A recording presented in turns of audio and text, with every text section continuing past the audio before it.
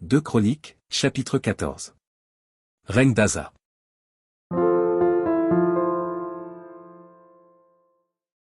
Abijah se coucha avec ses pères, et on l'enterra dans la ville de David. Et Asa, son fils, régna à sa place. De son temps, le pays fut en repos pendant 10 ans.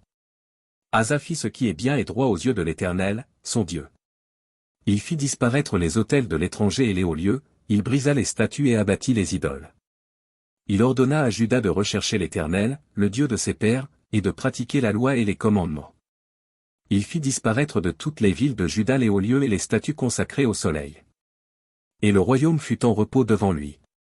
Il bâtit des villes fortes en Juda, car le pays fut tranquille et il n'y eut pas de guerre contre lui pendant ces années-là, parce que l'Éternel lui donna du repos.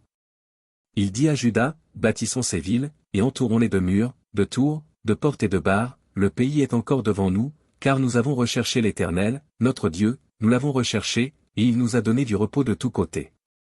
Ils bâtirent donc, et réussirent. Asa avait une armée de 300 000 hommes de Juda, portant le bouclier et la lance, et de 280 000 de Benjamin, portant le bouclier et tirant de l'arc, tous vaillants hommes. Zérak, l'Éthiopien, sortit contre eux avec une armée d'1 million d'hommes et 300 chars, et il s'avança jusqu'à Marécha.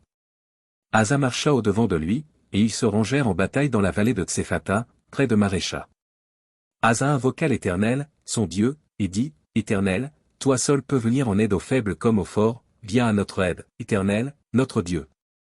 Car c'est sur toi que nous nous appuyons, et nous sommes venus en ton nom contre cette multitude. Éternel, tu es notre Dieu, que ce ne soit pas l'homme qui l'emporte sur toi.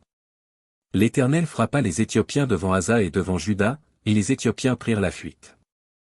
Asa et le peuple qui était avec lui les poursuivirent jusqu'à Guérar, et les Éthiopiens tombèrent sans pouvoir sauver leur vie, car ils furent détruits par l'Éternel et par son armée.